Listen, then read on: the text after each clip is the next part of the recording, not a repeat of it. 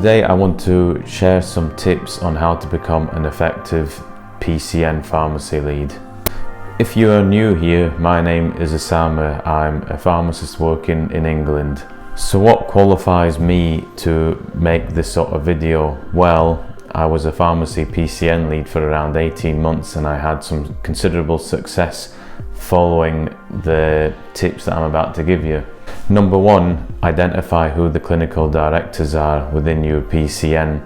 So what I did, I just went on the PCNC website or I googled it, and it didn't take me long to find out who the clinical directors were.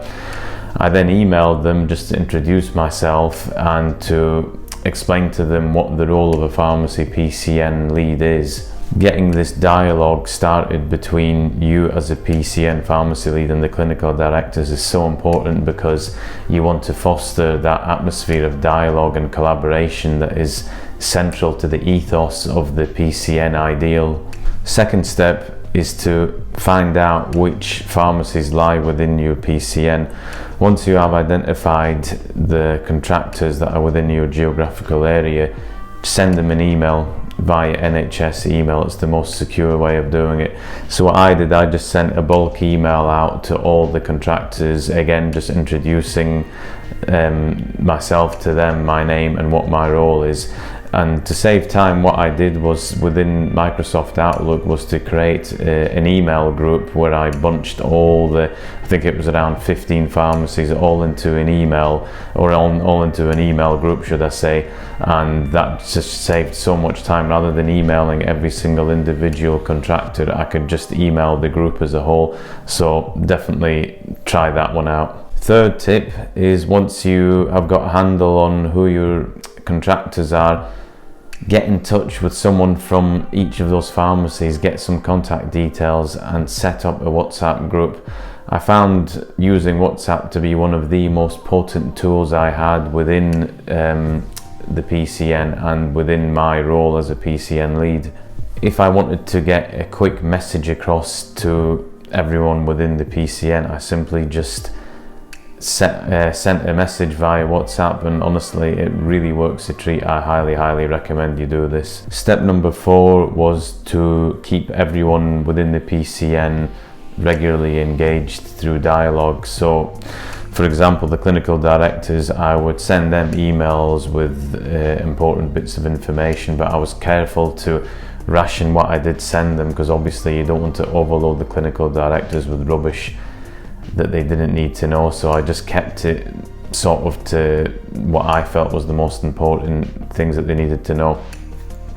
Also, I tried hard to keep the conversation going within the WhatsApp group. So for example, say the WhatsApp group had gone quiet for a while, I would pop a question through onto the WhatsApp group just to get people talking again. I wasn't keen on long periods of silence. So say the WhatsApp group had been quiet for 3 weeks, I'd pop a question like to say, you know, for example, who's got flu vaccines in stock? And the idea was just to get dialogue going and to get people collaborating with each other, because that is the whole idea of the PCN.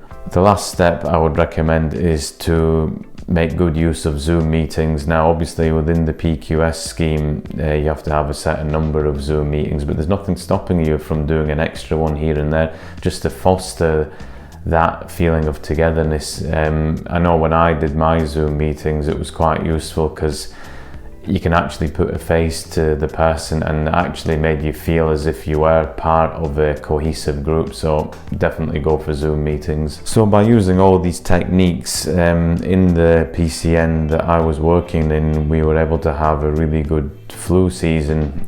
So what we did was we identified pharmacies who had stock, and we could direct patients towards those pharmacies, because I think towards the sort of end of the flu season, what you tend to find is that pharmacies end up running low on flu vaccine stock. So using the WhatsApp group, for example, we could quickly and efficiently send patients to contractors who had stock. Pharmacy in particular has always had a bit of a problem with isolation.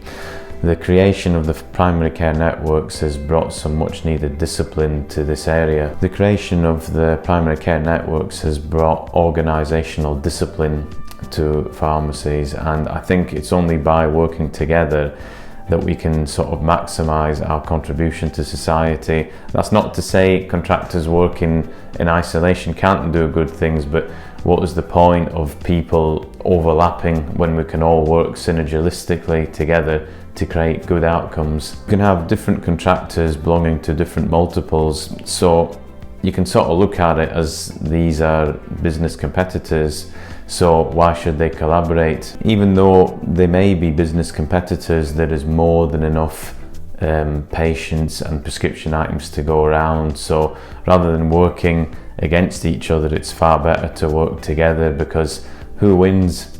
It's the patient. The patient wins at the end of the day, and also the contractors win, because by working together, teamwork is just so much better than working by yourself. Anyway, I hope you enjoyed this video and found it useful. I've just kept it short and sweet. There's probably even more points that I could have added on, but I didn't want to keep going on and on. Anyway, if you like this video, let me know.